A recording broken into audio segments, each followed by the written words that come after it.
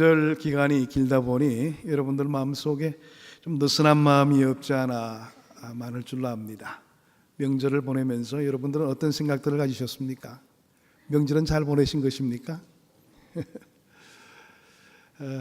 명절 기간 동안에 지금 보면 사람들이 우리나라에만 있지 않고 외국에 나가는 경우가 많다고 그러는데 한 200만 정도가 출국했다는 기록이 있더라고요. 그 정도로 많은 사람들이 이동을 하고 있습니다. 국내만 이동하는 것이 아니고 외국까지 이렇게 이동할 정도니까 우리나라가 그만큼 잘 살게 된 것 아닌가 생각을 해볼 수가 있습니다. 이제 휴가 기간이 아직도 남아있지만은 이 시간은 예배 시간이니까 마음을 추스리시고 하나님의 크신 뜻을 사모하는 마음 가지시면서 예배에 임하시길 바랍니다. 일반적으로 우리가 성공적인 삶을 산다 그럴 때는 우리의 능력과 우리의 노력에 의해서 좌우된다 그렇게 쉽게 이야기를 합니다. 그렇지만 현실적인 그런 모습들을 바라보게 된다면 우리의 노력과 우리의 성공이 아무리 완벽하게 뒷받침이 된다 할지라도 자기가 목표로 두고 있는 그 일들을 이루지 못할 경우가 많습니다. 그래서 믿지 않는 사람들도 뭐라고 말하느냐 하면 우리의 인생의 성공은 노력과 능력에 의해서 좌우되는 것만은 아니다. 다른 무언가가 있다 이렇게 이야기하죠. 믿지 않는 사람들의 입장에서는 그것을 운이라 그렇게 표현합니다. 그분은 참 운이 많아서 운이 좋아서 이렇게 좋은 결과를 거두는 그런 모습을 지닌다 그렇게 이야기하는데요. 근데 운이라는 그 말은 사실상 기독교적인 내용이 아닙니다. 우리가 보면 신앙생활을 하는 사람들 가운데서도 기독교적인 내용의 단어를 구사하지 못하는 경우가 많이 있는데요. 우리가 기독교적인 표현으로 이야기해 본다면 하나님의 은혜라 이렇게 표현을 해볼 수가 있습니다. 은혜라는 것은 우리가 받을 자격이 없는 자지만은 하나님께서 허락해 주시는 선물 이런 뜻을 가지고 있죠. 우리의 능력도 부족하고 우리의 노력도 많이 부족한 구석이 있지만 하나님께서 그 일에 관여해 주시고 우리에게 특별한 은혜를 베풀어 주심으로 우리의 인생에 좋은 결과를 거두어내는 경우가 많이 있는 것이지요. 여러분, 그래서 우리가 이 땅을 살아갈 때도 너무 인간적인 부분에만 의존하지 마시기를 바랍니다. 나는 능력이 출중하니까 나는 얼마나 성실하게 살아가는데 그렇다면 나는 모든 일들 속에 틀림이 없는 좋은 결과를 거두게 될 거야 이렇게 쉽게 생각하는 경우가 많이 있으시더라고요. 그런데 아까 이야기 드린 것처럼 우리의 인생이 우리의 개인적인 노력과 우리의 능력에 따라서 모든 것이 귀결되는 것은 아니라는 점입니다. 그러므로 이 땅을 살아가게 될 때에 우리 믿음의 사람들이 먼저 생각해 보아야 될 점은 하나님의 은혜를 기리는 그런 우리의 준비된 모습이 분명히 있어야 된다는 것입니다. 하나님을 의지하고 하나님의 뜻에 맞게 살아가는 그런 우리의 노력들이 우리의 삶의 자리에서 먼저 나타나야 된다는 것입니다. 그런 사람이 훨씬 더 지혜로운 삶을 살 수 있게 된다는 사실이지요. 하나님은 우리에게 주실 은혜의 창고를 가지고 계십니다. 시편 31편 19절의 말씀 보게 되면 주를 두려워하는 자를 위하여 쌓아두신 은혜 곧 주께 피하는 자를 위하여 인생 앞에 베푸신 은혜가 어찌 그리 큰지요. 하나님께서 은혜를 사모하고 하나님의 은혜 가운데 거하기를 원하는 모든 자들에게 하나님께서는 은혜의 창고를 열어주셔서 그 모든 것이 우리에게 합당할 수 있도록 인도해 주신다는 것을 성경은 이야기하고 있는 겁니다. 이러한 은혜들을 적극적으로 기대하고 바라고 얻고 누리며 살아가는 사람이 성도라 이렇게 우리는 부르고 있는 것입니다. 간혹 성도의 이름들은 가지고 있지만은 은혜로 살지 않고 자력으로만 살려고 노력하는 분들이 많으십니다. 그런 사람은 영적인 그리스도인이라 이렇게 말하기는 어렵죠. 오히려 성도라는 그런 이름은 가지고 있지만은 육적인 그리스도인이라 이렇게 부르는 것이 더 합당한 것이 아닌가 생각을 해보았습니다. 오늘 본문이 포함된 사무엘상 1장의 말씀을 보게 되면 서로 대비되는 두 사람의 모습이 그려지고 있습니다. 하나는 하나님의 은혜로 살아가는 사람이고 또 다른 하나는 성도의 이름은 있지만은 인간의 능력만을 생각하고 살아가는 자의 삶을 이 본문의 말씀은 우리에게 보여주고 있습니다. 사무엘상 1장 1절과 2절의 말씀 보게 되면 엘가라는 사람이 나타나고 있죠. 이 엘가나에게는 두 아내가 있었습니다. 한나와 브닌나라는 이름을 지닌 사람들이었습니다. 우리가 생각할 때는 성경에도 아내를 두 사람이나 데리고 있는 걸 보니까 축첩하는 것도 죄가 아닌 것 아닌가 이렇게 생각하는 분들이 혹 있더라고요. 여러분들 성경에 아브라함도 많은 아내를 가졌고 그런 거 보면 우리도 그렇게 해도 무방한 모양이다 이렇게 생각하는 사람은 없으라고 생각합니다. 그 당시에 이건 하나님의 뜻이 아니지요. 그들은 그 당시의 습관대로 그 당시의 시대적인 상황대로 살아갔기 때문에 그럴 뿐이지 하나님이 허용하신 것은 아닌 것입니다. 우리가 분명히 그것을 깨닫고 바라보아야 될 것입니다. 그런데 첫 번째 부인은 한나가 자식을 낳지 못하게 되었기 때문에 아마 브린나를 얻은 게 아닌가 생각을 해볼 수가 있게 되는데요. 오늘 이 내용의 말씀 보게 되면 한나는 자식을 가지지를 못했고 이 브린나는 자식을 가짐으로 통해서 오히려 자기의 권리를 주장하려고 드는 그런 모습을 가졌던 것 같습니다. 6절의 말씀을 보게 되면 여호와께서 그에게 임신하지 못하게 하심으로 그의 적수인 브린나가 그를 심히 격분하게 하여 괴롭게 하더라. 여기서 그라는 사람은 바로 한나를 가리키고 있습니다. 브린나는 자신이 자녀를 가지고 있다는 것 때문에 아주 자부심이 강했던 모양입니다. 그래서 한나를 굉장히 많은 방면으로 괴롭히고 어렵게 만들었던 것 같습니다. 그래서 한나가 참으로 괴로운 삶을 살게 되었던 것입니다. 당시 고대 이스라엘 사회에서 자식이라는 것은 축복의 상징이지요. 특히 당시 여인들에게 있어서 자식의 유무라는 것은 성공과 실패의 기준이 되는 그런 하나의 근거이기도 했습니다. 그러니까 얼마나 한나가 괴로웠던가 우리는 충분히 짐작을 해볼 수가 있게 되는 것입니다. 가만히 놔두어도 참 괴롭고 가슴이 아픈 현실을 경험하고 있을 한나에게 브린나가 한나를 업신여기고 구박을 했다는 것은 더욱더 많은 어려움들을 가중시킨 것이다 이렇게 바라볼 수가 있겠죠. 이런 고통 속에서 한나는 하나님께로 나아가게 됩니다. 눈물로 기도하며 하나님 앞에 서원하면서까지 자신의 간구를 올려드리게 됩니다. 그래서 하나님의 은혜로 아들을 얻게 되었지요.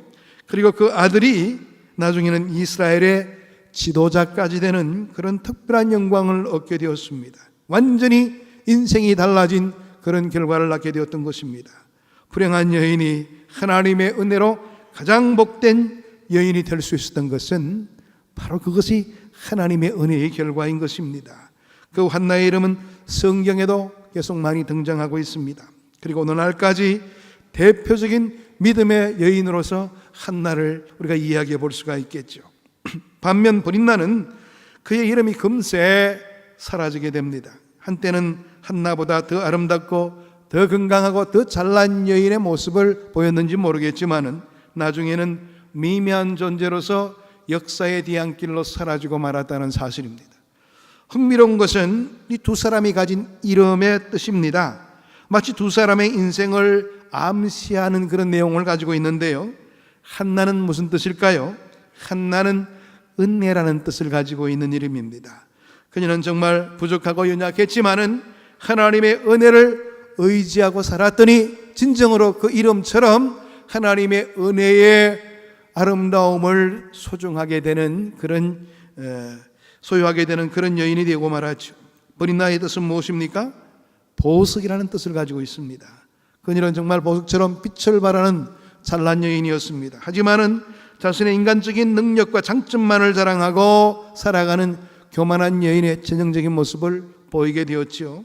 자기 힘으로 살다가 미미한 인생으로 끝을 맺게 된 사람이 버린나라는 여자였습니다. 우리는 이 두 사람의 대조적인 삶의 모습을 살펴보면서 삶의 중요한 원리를 하나 생각해 볼 수가 있습니다. 사람이 좀 부족해도 겸손히 하나님의 은혜를 의지하게 되면 그 인생의 승리가 허락될 수가 있다는 사실입니다. 반대로 조금 잘났다고 교만한 마음으로 자기 자랑에 빠져 있게 된다면 별 볼 일 없는 그런 인생을 살 수밖에 없다는 사실을 깨달을 수가 있습니다. 그래서 성경은 뭐라고 말합니까? 잠언 3장 34절의 말씀 보게 되면 진실로 그는 거만한 자를 비웃으시며 겸손한 자에게 은혜를 베푸시나니. 하나님은 거만한 자의 모든 삶을 내치시고 겸손한 자에게 은혜를 베풀어 주신다는 것을 이야기하고 계십니다. 마치 물이 낮은 데로 올라가듯이 하나님의 은혜는 겸손한 자에게 풍성하게 나타나게 된다는 것을 일러주고 있는 말씀이기도 합니다. 한나도 마찬가지였지요. 그녀에게 부족한 것, 약점이 오히려 그녀를 겸손하게 만들어 주었고요, 하나님을 의지함으로 풍성한 은혜 속에 살게 되는 그런 삶의 모습을 보였습니다. 그러므로 여러분, 혹시 여러분들에게 결점이 있으십니까? 약점이 많으십니까? 인간적으로 남보다 조건이 나쁘다고 생각이 되십니까? 괜찮습니다. 하나님께 나아가게 되면 그런 모든 결점들이 전화위복이 될 수가 있게 되는 겁니다. 오히려 큰 은혜를 체험할 수 있는 기회가 나의 연약한 모습 속에서 나타날 수 있다는 사실입니다. 물론 인간적인 조건도 좋으면서 하나님의 은혜를 의지하면 얼마나 좋겠어요. 그러나 인간들에게는 그게 잘 안 된다는 점입니다. 어쨌든 중요한 것은 인간의 능력이 아니라 하나님의 은혜라는 사실입니다. 부디 우리 모두가 이러한 원리를 깨닫게 되고 은혜로 살게 되기를 축복합니다. 인간의 능력을 의지하지 않고 하나님의 은혜를 의지하며 살아가는 사람은 구체적으로 어떤 모습의 삶을 보이게 되는 것일까요? 한나의 삶을 통해서 살펴보기를 원합니다. 먼저 하나님의 은혜를 기리며 살아가는 자의 삶에는 간절한 기도가 있습니다. 하나님이 얼마나 큰 은혜를 부어주시는지 아는 사람은 기도하지 않을 수가 없는 것이지요. 성도란 명칭을 갖고 있어도 하나님의 은혜의 풍성함을 모르는 사람들은 절대로 기도하지 않습니다. 여러분, 내 인생 가운데 기도가 없다는 뜻은 다시 한 번 더 바꿔서 이야기해 본다면 그만큼 교만한 삶을 살고 있다, 이렇게 생각해도 과언이 아닙니다. 여러분, 그만큼 자신의 삶에 자신이 있습니까? 그만큼 자신을 가지고 살고 있습니까? 그러면 기도하지 않으셔도 되겠죠. 그러나 여러분들, 우리 현실을 보게 되면 우리 너무나 연약한 존재라는 것을 알고 있습니다. 알고 있으면서도 기도하지 않는 이유가 뭘까요? 우리의 게으름과 나태함 때문은 아닌지를 우리가 돌아봐야 될 것입니다. 여러분, 하나님의 은혜를 아는 사람은 반드시 기도하게 되어 있습니다. 자기의 힘으로는 도저히 불가능함을 알았기에 한나는 기도를 했던 것입니다. 오직 하나님의 은혜로만 내가 바라는 이 일들을 온전히 얻을 수 있다는 것을 파악했기에 한나는 뜨거운 마음으로 기도를 했던 것입니다. 그래서 하나님의 응답을 받게 되었던 것입니다. 10절에서 11절, 1장 10절에서 11절의 말씀을 보게 되면 이런 말씀이 있습니다. 한나가 마음이 괴로워서 여호와께 기도하고 통곡하며 서운하여 이르되, 만군의 여호와여, 만일 주의 여종의 고통을 돌보시고 나를 기억하사 주의 여종을 잊지 아니하시고 주의 여종에게 아들을 주시면 내가 그의 평생에 그를 여호와께 드리고 삭도를 그의 머리에 대지 아니하겠나이다. 한나는 통곡하면서 기도를 했습니다. 하나님이 아들을 주신다면 하나님께 반드시 바치겠나라고 서원하는 그런 기도를 하고 있는 것입니다. 여기서 아들에게 삭도를 대지 않는다는 것은 나실인으로 구별해서 이 아이를 키우겠노라는 서원입니다.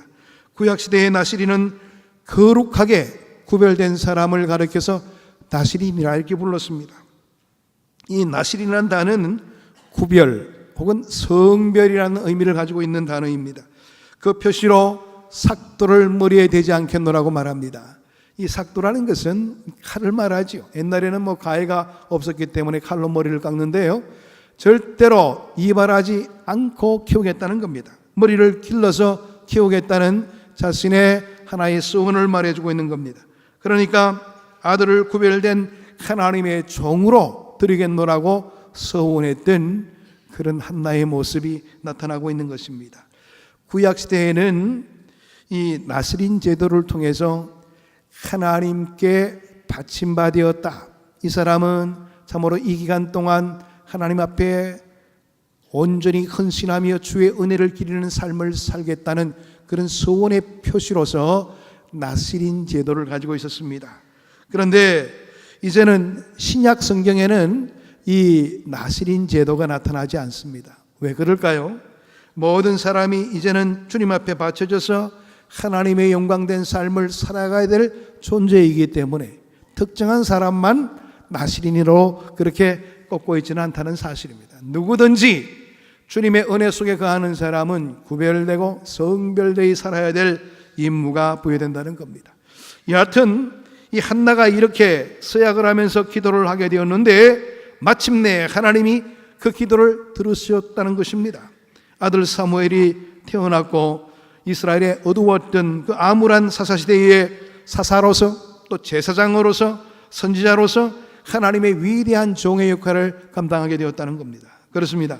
여러분, 기도는 하나님이 준비해 놓으신 은혜의 창고의 문을 열게 만드는 귀중한 하나의 도구가 될 수가 있다는 사실입니다. 기도하게 되면 하나님은 반드시 은혜를 우리에게 베풀어 주십니다. 기도가 열쇠가 된다는 겁니다. 여러분들 은혜만 바라서는 안 되는 것이지요. 은혜를 나의 은혜로 삼기 위해서는 반드시 기도함으로 하나님의 은혜를 기다릴 수 있는 그런 우리의 태도가 필요하다는 것을 깨달을 수가 있습니다. 영적인 은혜든 육적인 은혜든 차고 넘치도록 허락해 주시는 하나님의 은혜를 맛보시게 되기를 바랍니다. 이런 사실을 아는 사람이 어찌 기도하지 않을 수가 있는 것일까요? 우리가 기도하는 만큼 하나님의 은혜를 받을 수가 있게 된다는 사실을 명심하시게 되기를 바랍니다. 우리가 하나님 앞에 간절히 부르짖어 기도할 때마다 하나님은 우리에게 큰 은혜를 베풀어 주시는 것입니다. 두 번째로 하나님의 은혜에 반응하여 살아가는 자의 삶에는 넘치는 감사가 있습니다. 한나는 아들을 얻게 되었을 때 어떡합니까? 인간적으로 생각하면 이제 아들을 낳았으니 본인나에게 한번 복수를 해보아야지, 이게 보통 사람들의 생각일 것입니다. 그러나 성경에는 그런 기독이 전혀 나타나지 않습니다. 그녀는 그 모든 것이 하나님의 은혜인 줄 알았기에 겸손한 모습을 보입니다. 그 마음을 어떻게 알 수가 있습니까? 그가 하나님의 귀한 은총 속에서 얻은 아들의 이름을 지은 것을 보게 되면 알 수가 있습니다. 사무엘상 1장 20절의 말씀 보게 되면 한나가 임신하고 때가 이름에 아들을 낳아 사무엘이라 이름하였으니 이는 내가 여호와께 그를 구하였다 함이더라. 사무엘이라는 이름의 뜻은 삼이란 말은요, 들으셨다라는 것을 가지고 있습니다. 그리고 엘은 하나님이라는 뜻입니다. 하나님이 들으셨다는 겁니다. 내가 간절히 간구하고 하나님의 선한 뜻을 아뢰었더니 하나님께서 내 간구에 응답해 주셨다는 겁니다. 사무엘은 하나님의 응답이라는 뜻을 가지고 있는 겁니다. 여러분, 이것은 한나의 신앙 고백과 같은 말이었죠. 하나님이 응답해 주셔서 얻게 된 아들이라는 겁니다. 자신이 아들을 갖지 못하는 여인인데 하나님께 기도하였더니 하나님이 응답해 주셨다는 것입니다. 그러니까 그 아들은 전적으로 하나님의 은혜라 이렇게 바라보게 된 겁니다. 하나님은 감사하는 한나에게 계속적으로 은혜를 베풀어 주십니다. 성경을 보게 되면 하나님의 은혜를 알고 감사하는 사람에게 은혜 위에 은혜로 역사하시는 큰 증거를 우리는 많이 볼 수가 있게 됩니다. 반대로 하나님의 은혜를 몰라보고 교만하게 구는 사람들에게는 은혜의 역사가 중단되는 그런 모습도 없지 않아 있죠. 대표적인 경우가 사울의 경우 아니겠습니까? 그가 겸손했을 때는 하나님 나라의 귀한 왕으로 존귀한 위치에 설 수 있었지만은 그러나 그가 교만했을 때는 쫓김을 당하고 말았습니다. 그러므로 우리는 이렇게 정리해 볼 수가 있습니다. 고난의 때에 감사하면 고난이 중지되고 형통의 때에 감사하면 형통이 계속된다는 사실입니다. 날마다 주님의 귀한 뜻을 바라보면서 감사함으로 주님의 은혜를 바라보시게 되기를 바랍니다. 이런 원리를 붙잡고 범사에 하나님의 은혜에 감사함으로 계속적인 은혜의 역사를 체험하는 우리 모두가 되기를 축복합니다. 세 번째로 하나님의 은혜에 바로 반응하는 자의 삶에는 온전한 헌신이 있습니다. 헌신이라는 뜻이 뭡니까?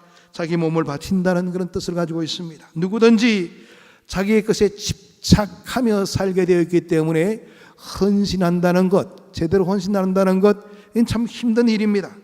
그러므로 누가 헌신할 수가 있게 되는 겁니까? 자신의 소유된 그 모든 것이 하나님의 것으로 고백할 수 있는 사람이 기쁨으로 자발적으로 헌신할 수가 있게 되는 것입니다.